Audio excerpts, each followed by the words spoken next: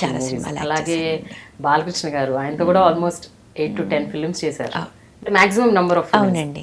And Vamsi గారు obvious గా మీకు బ్రేక్ ఇచ్చిన డైరెక్టర్. అసలు ఒక మంచి వేషాలు అంటే ఆ సితారా ఒక హోమ్లీ క్యారెక్టరు, క్లాసికల్ డాన్స్, అలాగే అన్వేషణం వెస్టర్నైజ్డ్, ఇది ఆ మ్యూజిక్ ఇంపార్టెన్స్ ఇచ్చి అలా ఉండే. Suman garu is a very gentleman, very క్వైట్గా ఉంటారు, చాలా మంచి మనిషి. Balakrishna garu he so lively. ఇప్పుడు టచ్ లో ఉన్నారండి, స్కూల్ ఫ్రెండ్స్ లో ఉంటాం. He talks very nicely. అమ్మతో కూడా చాలా ప్రేమగా మాట్లాడతారు. అమ్మకి ఎంత ఇష్టమో బాలకృష్ణ గారు అంటే. యా. ఇప్పుడు వీళ్ళెవరితో అయినా మీరు టచ్ లో ఉన్నారా? ఇక్కడున్న ఇప్పుడు actors, heroes, heroines, directors. Balakrishna గారిని కలిసి చాలా రోజులైంది. ఒకసారి ఎయిర్పోర్ట్లో కలిశాను. వెంటనే స్పోక్ టు మీ, చాలా బాగా మాట్లాడారు. ఎలా ఉన్నావు, ఏంటి అభి గురించి, అది మై హస్బెండ్, ఇవన్నీ మాట్లాడుకున్నాం. దెన్ ఈ సైడ్ ఎనీథింగ్, ఎప్పుడన్నా హైదరాబాద్ వస్తే రా, ఇంటికి రా అని ఫోన్ నెంబర్ ఇచ్చారు. చాలా బాగా మాట్లాడారు. సుమన్ గారు ఈ మధ్య కూడా యాక్ట్ చేశాను కదా, ఐ థింక్ దమ్ములో కాంబినేషన్లో యాక్ట్ చేశాను. సో ఆయన ఐ థింక్ దుర్గా నవరాత్రి ఆ టైంలో he send me wishes, message పంపించారు. So that's all. ఇంకా అంటే కలవడం కుదరదు, ఎవరి లైఫ్లో వాళ్ళు బిజీ. సో అప్పట్లో ఒక టాక్ కూడా వచ్చింది, వంశీ గారు భానుప్రియ గారు పెళ్లి చేసుకోబోతున్నారు. వంశీ గారు అయ్యో, ఎప్పుడు చిన్నప్పుడు ఐ డోంట్ నో ఎనీథింగ్ అన్నారు. ఆయన పెళ్లి చేసుకుంటానన్నారు, బట్ మా అమ్మ ఒప్పుకోలేదండి. అమ్మ ఒప్పుకోలేదు, ఎందుకు? కారణం ఏంటండి? అంటే అప్పటికే ఆయనకు మ్యారేజ్ అయిపోయిందా, లేకపోతే ఏంటి, any other reason? Yeah, he's married. Okay. అమ్మ మాత్రం అన్ని విధాలుగా మిమ్మల్ని షీల్డ్ చేస్తూ, తల్లి అంతే కదండి. అంతే. అయితే ఒక విషయం చెప్పండి, బాలకృష్ణ గారు, చిరంజీవి గారు, వెంకటేష్ గారితో చేశారు. నాగార్జున గారితో మాత్రం మీరు పేర్ అవ్వలేదు. అంటే మీరు అన్నమయ్యలో చేశారు, but you did pair with him. లేదు, ఆ ఆపర్చునిటీ దొరకలేదు. అప్పటికే ఐ వాస్ ఇంకా పెళ్లి చేసుకోవాలి అనే స్టేజ్కి వచ్చాను. చెల్లి యాక్ట్ చేసింది. ఇప్పుడు ఒక cinema, but you didn't stop, the career did not stop అంటున్నాను నేను. నో, సో అదేమీ ఆగలేదు, అది పోతూనే ఉంది. కాకపోతే అభి పుట్టిన తర్వాత కొంచెం I slow down a lot. బాగా 3-4 years గ్యాప్ వచ్చేసింది. ఇంకా తను స్కూలింగ్ అదంతా మొదలైన తర్వాత I need to concentrate. Is busy, I cannot just నువ్వు చూసుకో నేను వెళ్తాను షూటింగ్కి, I'm not that kind of a person. So నేను అభితో ఉండే ఎక్కువ. సో అలాగా కొంచెం తగ్గినాయి. సో మీ చిన్న కుటుంబం గురించి చెప్పండి. ఆదర్శ్ గారు ఏం చేస్తుంటారు, అభినయ ఏం చేస్తుంది? మీ అమ్మాయి పేరు అభినయ కదా? ఏం చేస్తుంటారు ఆదర్శ్ గారు, అభినయ? ఆదర్శ్ ఇప్పుడు వర్క్ చేసేది as a technical Avid editor for National Geographic channel, Discovery channels, ఆ ప్రాజెక్ట్స్ అన్ని వర్క్ చేస్తూ ఉంటారు. అక్కడ వెళ్ళాలో ఎక్కువ he takes up commitments. He's award winning, international award winning photographer. Yeah. And sitarist. Yeah, he plays sitar. Okay. ఇప్పుడు practice లేదు, teenage. Adarsh brother కూడా ఆయన వచ్చి పండిట్ రవిశంకర్ గారి డిసైపుల్. యా. ఎవరు? ఆదర్శ్ గారు వాళ్ళ బ్రదర్ ఇద్దరు అండి? బ్రదర్ వచ్చి he didn't learn sitar from Ravishankar గారు, తబలా నేర్చుకున్నారు. తబలా నేర్చుకొని రవిశంకర్ గారి దగ్గర ఆయన ప్రోగ్రామ్స్ లో ఈయన కూడా ప్లే చేసేవారు. తబలా ఇస్ టు మన ఆయన పేరేంటి, చౌరాసియా, హరిప్రసాద్ చౌరాసియా. యా, వాళ్ళ ఆ కంపెనీలో అభిమాన్, ఈవెన్ రవిశంకర్ గారు ప్రోగ్రామ్స్ కి Abhiman use to, ya, concert కి use to play. I know about him. అంటే నేను చదివాను ఎక్కడో, ఆదర్శ్ గారి బ్రదర్ తబ్లా ప్లే చేస్తారు అండ్ రవిశంకర్ గారి ట్రూప్ లో he use to be a part of the troupe అని నాకు తెలిసింది. కరెక్టే కదా? Ya, that's true. Ya. So Adarsh garu sitar వాయిస్తారు, photographer, national geographic channel avid editor, and ఇంకేమేమి ఉన్నాయి? ఆయన is a very loving husband of a great actress. He encourages a lot. కొంచెం ఇండిపెండెంట్గా ఉండాలని ఎంకరేజ్ చేస్తారు. ప్రతి దానికి ఇది ఏంటి అది ఏంటి అని అడిగితే యూ టేక్ యూర్ డెసిషన్, నన్ను ప్రతిదీ నన్ను అడుగుతావు ఏంటంటారు. సో అలాగా నేను కొంచెం డెవలప్ అయ్యాను ఆ తర్వాతే. లేకపోతే for every little thing I use to depend on him. So that way. And ఇప్పటికీ కూడా he's happy that again I'm taking up commitments. మధ్యలో వద్దనుకున్నాను అభితో ఉందాము అంటే మంచి ఆఫర్స్ వస్తే యాక్సెప్ట్ చేద్దామని. ఒక విషయం చెప్పండి భానుప్రియ, జనరల్గా ప్రతి మ్యారేజ్లో ఉన్నట్లే మీ మ్యారేజ్లో కూడా చాలా అప్స్ అండ్ డౌన్స్ వచ్చాయి, డోల్డ్రమ్స్ వచ్చాయి. మీరు చాలా ఫేస్ చేశారు లైఫ్లో. బట్ దాన్ని మీరు ఎలా హ్యాండిల్ చేశారు, ఎలా ట్రీట్ చేస్తారు ఇప్పుడున్న సిచ్యువేషన్, అప్పటి సిచ్యువేషన్? కొంచెం ఎమోషనల్గా ఇంబ్యాలెన్స్ అయ్యాను. తర్వాత I cope up. Life is not always glorious, ups and downs ఉంటాయి. సో ఇంటింటి రామన్ అన్నట్టు ప్రతి ఇళ్ళలో ఉంటాయి కదా ఏదో ఒకటి ప్రాబ్లమ్స్ వచ్చినప్పుడు we got to face it. I faced it and I came out of it. పత్రికల్లో ఇంటర్నెట్లో ఏది పడితే అది రాస్తూ ఉంటాయి, అంటే భానుప్రియ అది రాస్తానే ఉంటారండి, కథలు రాస్తుంటారు. మీరు ఏదైనా ఎలా- ఇంత మీరు చిన్న ఎలా- గొడవ అంటే అప్పుడు అది మీరు ఎలా పెద్ద విషయం అనుకునేవారు కింద భానుప్రియ? రాస్తారు. అప్పుడు మీరు today what I did- don't care, we all happy, we all happy together, that's all. That's very important. అంటే ఒకే మనిషి అండి, ఇంకెవరూ లేరు. భానుప్రియ గారితో మీ ప్రయాణంలో ఆవిడకి మీరు నేర్పించిన నటన మెళుకువలేంటి? అంటే ఎందుకంటే ఆవిడ ఒక ఫ్రెష్ ఫేస్, రంగు తక్కువ, ఇది కూడా గతంలో అక్కడక్కడ చెప్పారు, పూర్తిగా కాదు, కానీ రంగు తక్కువ. ఎలా కన్విన్స్ అయ్యారు మీరు అంతటి ఒక అందగత్తె అవుతుంది ఈవిడ అని? ఆ తర్వాత ఆవిడ ఒక ట్రెండ్ సెటర్, స్వర్ణకమలం కావచ్చు, తర్వాత ఇతర సినిమాల్లో కూడా. ఏమోండి నాకు అనిపించిందండి ఆ మనిషి గురించి. నేను ఏదైతే ఫీల్ అయ్యానో ఆ ఫీల్ నిజమైంది అంతే. ఆ మనిషిని నేనే మళ్ళా నాతో పాటు కెమెరామెన్ కూడా కన్విన్స్ కాలేదు ఆ మనిషిని హీరోయిన్ అంటే. అవ్వలేదు. అవును, అది కూడా చెప్తే ఆ మధ్య అతనికి అక్కడ కోపం కూడా వచ్చింది. ఎవ్వరూ కాలేదండి. ఏమన్నారు అతను అంటాడు, ఆ తెల్ల గులాబీలు అనే సినిమాకి ఇతనే కెమెరామెన్, ఆ అమ్మాయి బాగుంటుంది, ఆ అమ్మాయిని పెట్టి అంటాడు. అమ్మాయి పేరు కల్పన, ఇళవరసి అండి తమిళ్లో. లేదు నాకు ఈ మనిషే బాగుంది. ఆ తర్వాత కొంతమంది మొన్న సినిమా ఒక మోస్తరుగా ఆడింది నీది, ఇదేదో బంగారు లాంటి ఛాన్సు, శంకరాభరణం తీసిన కంపెనీ వాళ్ళు ఇచ్చారు నీకు ఛాన్సు, దీన్ని సద్వినియోగం చేసుకో. ఏంటి ఆ నల్లటి మేడుగుడ్లు దాన్ని పట్టుకుని విశాల నేత్రలు అంటావేంటి, ఇలా మాట్లాడారండి కొంతమంది. నాకు ఆ అమ్మాయే బాగుంది. అయితే ప్రొడ్యూసర్స్ వాళ్ళు బాగుందన్నానికి కారణం ఏంటంటే, 7 స్టార్స్ కలర్ ల్యాబ్ అని ఉస్మాన్ రోడ్లో ఘంటసాల గారి ఇంటి దగ్గరలో ఉందండి. అక్కడ పెద్ద పెద్ద ప్రింట్లు వేయించేసానండి. ఈ అమ్మాయి ఫోటో సెషన్ పెట్టి స్టిల్స్ తీసాను కదా, ఆ పెద్ద ప్రింట్లు వేసాను, వేయించి ప్రొడ్యూసర్ గారి ఇంట్లో పెట్టానండి. ఓ రోజున విశ్వనాథ్ గారు ఏదో పనుండి వచ్చారు అక్కడికి. ఆయనకి ఏడినాయ సార్ భార్య జయలక్ష్మి గారు, డైరెక్టర్ గారికి చూపిద్దాం, వంశీ అమ్మాయి బాగుంది అంటున్నాడు కదా, ఆయన ఏమంటారు అంటే మొత్తం అంతా తిరిగేసి నాకేసి బాగున్నాయి అన్నారు ఆయన. ఒకసారి ఆ మాట ఆయన అనేసరికి వాళ్ళ ఇంట్లో వాళ్ళంతా థ్రిల్ ఆవిడ తలుపైన కాలండి మా నాగేశ్వర గారి భార్య, ఆ అమ్మాయికి కొంచెం మెల్లనుకుంటానండి అంతే. మెల్లైతే అదృష్టం కదా అని వెళ్ళిపోయాను. ఓహో, అంతేనండి, అక్కడతో సెట్ అయిందండి. ఆ తర్వాత ఆ సినిమా తర్వాత బిజీ అయింది తను సితార్ తర్వాత.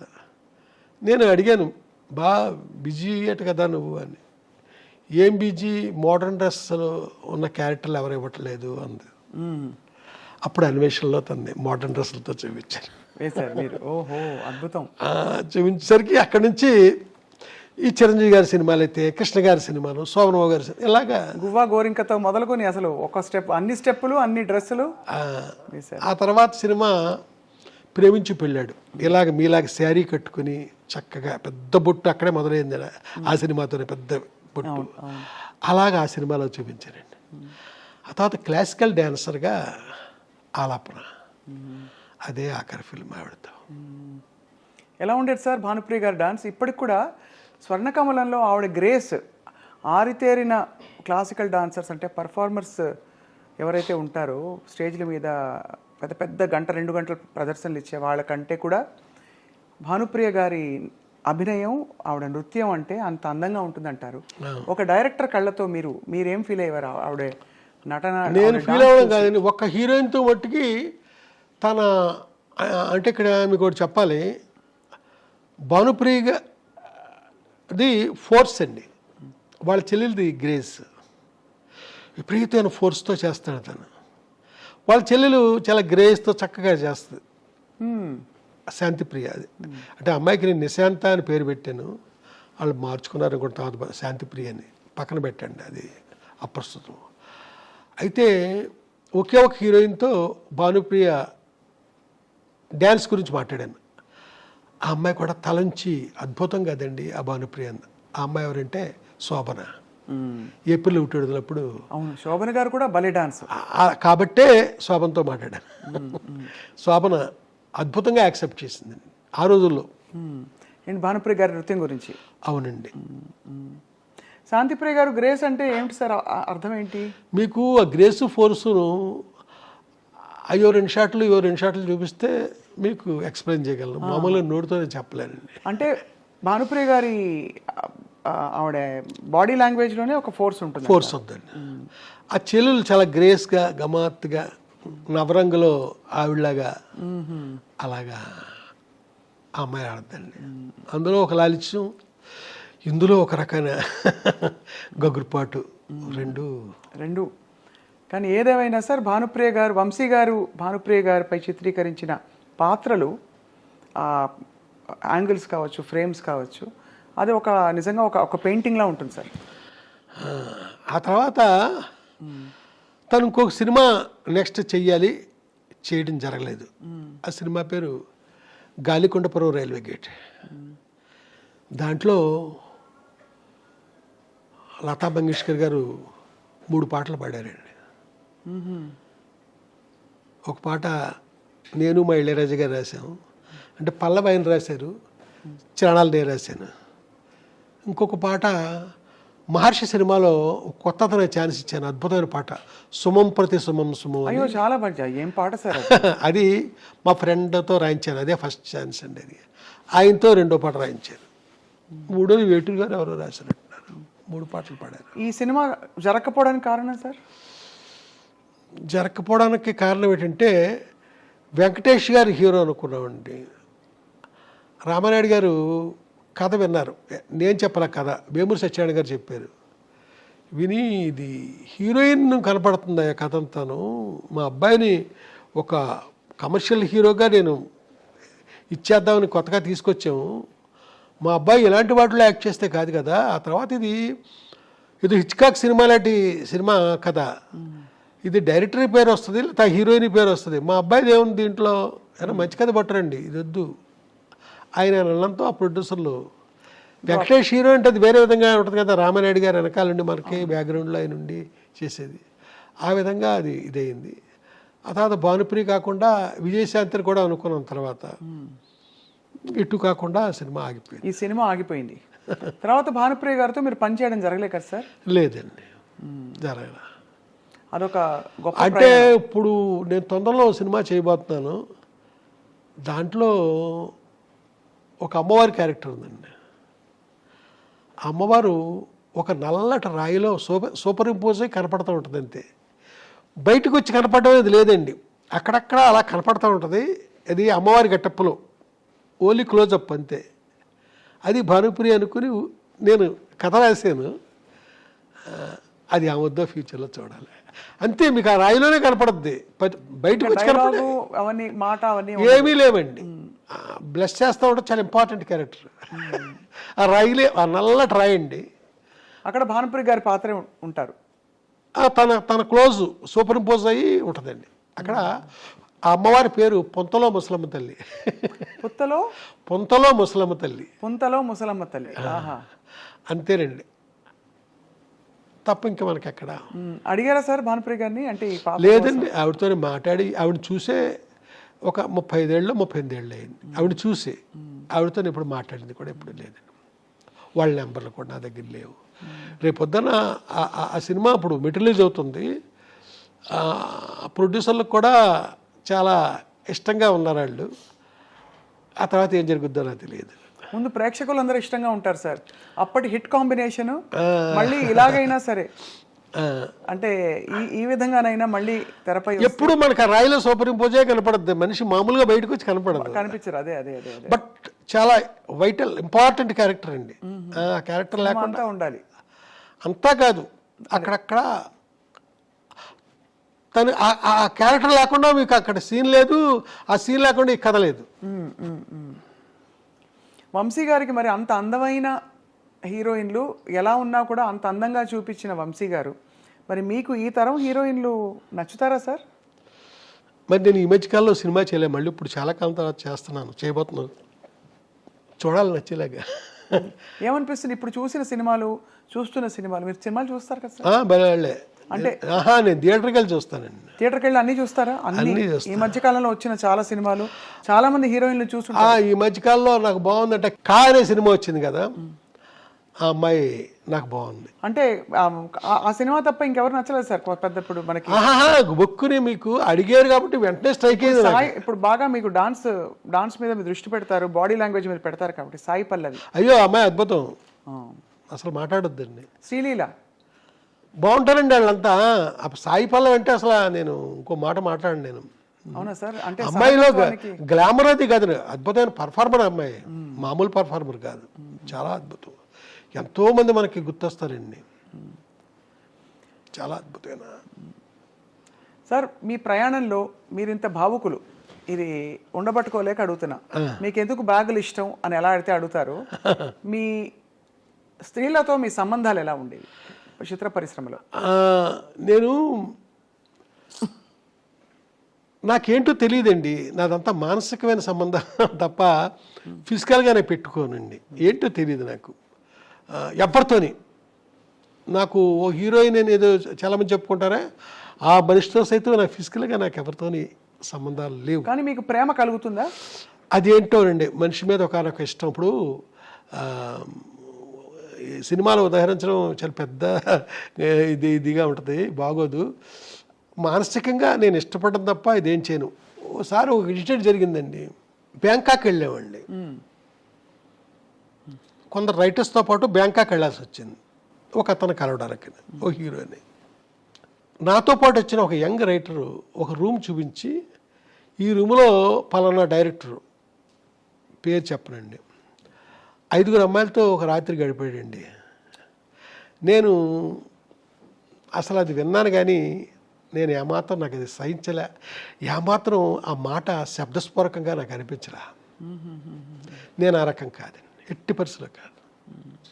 అంటే ఇది అడగడానికి నేపథ్యం కూడా సార్, ఇది ఏదో మీ వ్యక్తిత్వం గురించి అడగడానికి అని కాదు సార్, తప్పట్టుకోకండి దయచేసి. మీరు ఎలా అడిగినా పర్లేదు, బట్ అంటే కానీ అంటే మీ ఇంత భావుకత ఉండే వంశీ గారికి సహజంగానే అంటే మీరు సృష్టించే పాత్రల మీదైనా మీకు ప్రేమ వచ్చేస్తుంది కదా? అవునండి.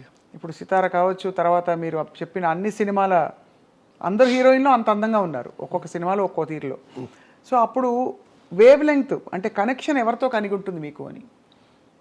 అప్పట్లో మీరు అన్నట్టుగా ఒక హీరోయిన్తో ఎక్కువ మీ పేరుని జోడించారు, కానీ నేను ఇంకెవరితోనే నాకు అలాంటివి లేదు. ఇప్పుడు వాణి విశ్వనాథ్ ఉంది, 2 సినిమాలు చేశాను నేను, అంతే, అంతవరకే. శోభన నాకు చాలా అద్భుతమైన వ్యక్తిత్వం, ఇది కలిగిన మనిషి, అంతే, అంతవరకే. ఇలాగ ఏ హీరోయిన్ తీసుకోండి అంతవరకే, అంత మించి. మానసికంగా కూడా ఇంకా నేను ఇంకొక మనిషి జోలికి నేను వెళ్ళలేదండి, వెళ్ళబుద్ధిలే.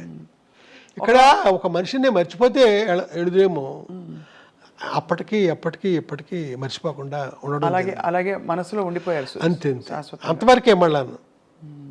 మళ్ళా ఇంకొక అడుగు ముందుకి కూడా వేయనండి నేను.